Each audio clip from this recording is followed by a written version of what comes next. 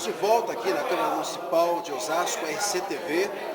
Todos vocês sabem que nós estamos enfrentando um problema, evidentemente, na saúde. Mas eu já entrevistei o prefeito, já entrevistei o deputado, mas agora eu vou entrevistar a pessoa, evidentemente, que está cuidando dessa pasta, que é o Armando Mota, que é uma pessoa extraordinária. Eu conheço o Armando, ele tem força de vontade para conseguir solucionar esse problema. E nós gostaríamos de saber, e os internautas, a população de Osasco espera por essa entrevista. Quais são as ações efetivas que estão sendo tomadas para conseguir resolver esse problema na contratação dos médicos, na questão das reformas dos hospitais e dos pronto-socorros? Aproveita o canal, aproveita a oportunidade, a hora é essa. Bom, obrigado pela oportunidade de estar me dirigindo aí aos munícipes e dizer que administrar é priorizar, né? Então nós priorizamos no primeiro momento a estrutura física, não é? Telhados, pintura, locais que poderiam estar comprometendo o bom funcionamento das unidades. Então reformamos o gíglio, os pronto-socorros, estamos mobiliando. A segunda coisa é a estrutura contratual. Trazer tudo para a legalidade, ou seja, licitando tudo, fazendo contratos de tudo, para ser mais eficiente e gastar melhor o dinheiro público. Porque nesse começo a gente até tem um ônus, que é uma certa morosidade na entrega de certos materiais. Mas a partir do momento que você tem o contrato, você não tem solução de continuidade e você passa então a fornecer para as unidades os medicamentos e os insumos necessários para que elas funcionem bem. A questão médica, eu diria para você que é uma situação nacional hoje. Nós temos um problema que é sermos pouco atrativos na contratação. Então o prefeito Jorge Lapas me incumbiu, junto com a secretária da administração, de elaborar um projeto de lei inovador que paga por hora os médicos, né? Então, a partir do momento que nós começarmos a pagar por hora, nós não criamos um problema com o CNES. CNES o que é? O Cadastro Nacional dos Estabelecimentos de Saúde. Ou seja, um médico ele não pode ter mais que 2 vínculos. Então, quando ele é contratado pela prefeitura, ou seja, ele tem 2 contratos, ele tem 2 vínculos, isso fecha as portas para ele ser contratado por outras prefeituras ou ter outros empregos. E quando a gente paga por hora, a gente paga por uma jornada maior, ele passa a ter um patrão só, ter um vínculo só e nós conseguimos fazer com que ele fique mais tempo na unidade. Então, o que a gente tem de bom para falar para a população no aspecto do médico? Nós estamos contratando no regime antigo, fizemos o poupa-tempo, ou seja, uma contratação que demorava 40, 50 dias, hoje é feita em menos de uma semana, né? Para que a gente não perca esse médico na burocracia da contratação, entre a inscrição, né? Apresentação de documentos, exames médicos e a efetiva assinatura do contrato, demora mais de um mês. Então agora o cara já arrumou emprego nesse período. Então a ideia é o poupa-tempo na contratação. E nesse período fazer um projeto de lei, para que a gente pague preço de mercado e seja mais atrativo e consiga, na verdade, trazer mais médicos, principalmente clínicos, pediatras e ginecologistas para abastecer as nossas unidades básicas. O que eu posso informar a população é que nós estamos avançando, vários dos nossos serviços já estão com o quadro completo, nós temos sim algumas unidades ainda que nós temos carência de médico e estamos buscando complementar. Mas saúde, infelizmente, não é só o médico, né?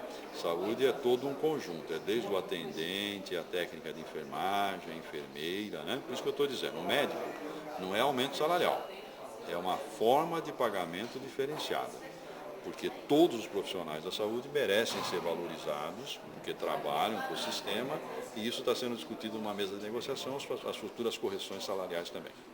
O prefeito Jorge Labas, numa entrevista aqui, num evento que nós tivemos sobre o empreendimento, ele mencionou sobre a possível contratação de médicos estrangeiros.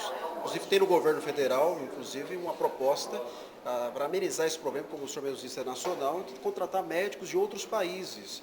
E nós levantamos essa enquete nas redes sociais para ouvir a população se as pessoas eram a favor ou contra, inclusive profissionais, inclusive que trabalham na saúde, opinaram. E a grande maioria foi radicalmente contra. A grande maioria disse que tem que valorizar o médico aqui do nosso país, sobretudo qualificados. O que o senhor tem a dizer sobre isso? Bom, primeiro, eu não ouvi a entrevista do prefeito, mas o meu pensamento técnico é que tanto o Provab, como a importação ou a qualificação de médicos estrangeiros, médicos até brasileiros, brasileiros formados na Bolívia, formados em Cuba, formados em outros países, hoje eles têm um problema para poder legalizar os seus diplomas aqui, né? Até porque são faculdades que formam de uma forma não muito compatível com aquilo que nós precisamos para o nosso país. Então, o meu entendimento é mais ou menos o seguinte: imagine você, né, lá num país chamado Letônia, e você tem uma dor de barriga e você fala só português e o médico é letonês. Como é que você vai estar falando? Então, existem regras na medicina que envolvem a propedêutica, que é a investigação das doenças. Então, é muito importante que os médicos formados aqui, né, sejam médicos brasileiros, para que eles possam entender melhor uma situação cultural, até de comida. Né? Você vê que tem países que as refeições são diferentes, né? As doenças que mais incidem são diferentes. De repente, um camarada que está nos Estados Unidos, você fala em doença de Chagas, ele só viu no livro. E aqui você enfrenta no dia a dia. Né? De repente, você fala de dengue lá, o cara, mas dengue não tem mais aqui, eu nem me lembro de dengue. Então, quer dizer, formar médicos com peculiaridades voltadas para a cultura brasileira. Esse é o caminho. E para terminar, dizer o seguinte: nós precisamos formar médicos vocacionados. As faculdades precisam atingir aqueles que são mais humildes.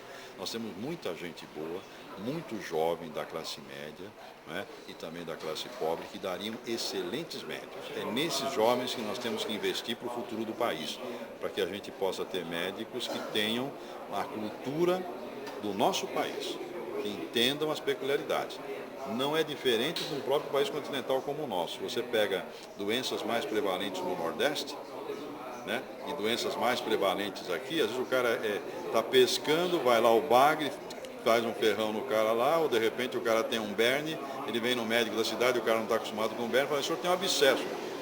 Não, ele tem um berne. Porque se o cara está no interior, ele vai achar que é berne. Então depende muito da região. Uma das ações urgenciais que nós estamos tomando é exatamente o projeto Acolher. Nós estamos destacando pessoas, capacitando-os começamos hoje, inclusive, elas estão indo para a frente dos pronto-socorros, para a frente dos hospitais, para orientar as pessoas que lá chegam, porque muitos ficam desorientados e não sabem exatamente como proceder.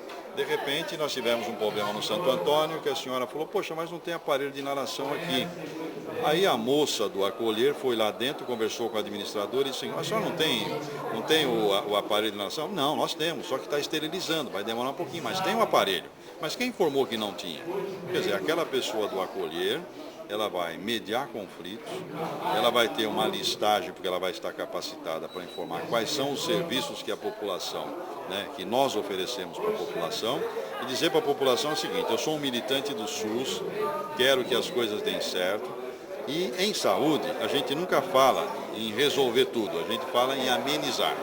Né? Vamos amenizar porque a discussão hoje é a falta do médico em quantidade suficiente. E a segunda discussão é a qualidade do próprio médico no atendimento.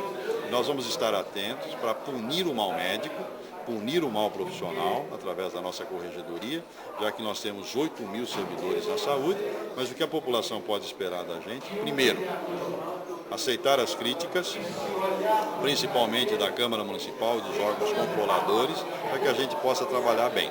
Defeitos nós temos. Nós reconhecemos isso e temos muito trabalho pela frente. Né? Agradecemos o secretário José Armando Mota, de Saúde aqui da cidade de Osasco, e agradeço de coração você, internauta que nos assiste. Estamos prestando serviço, utilidade pública, está aqui a entrevista. Vocês pediram, está aqui a resposta do secretário. Vamos torcer para que a cidade realmente tenha uma saúde para melhorar a qualidade de vida dos munícipes. Jornalista Alberto Carlos, da SCTV, um grande abraço e até a próxima, se Deus quiser.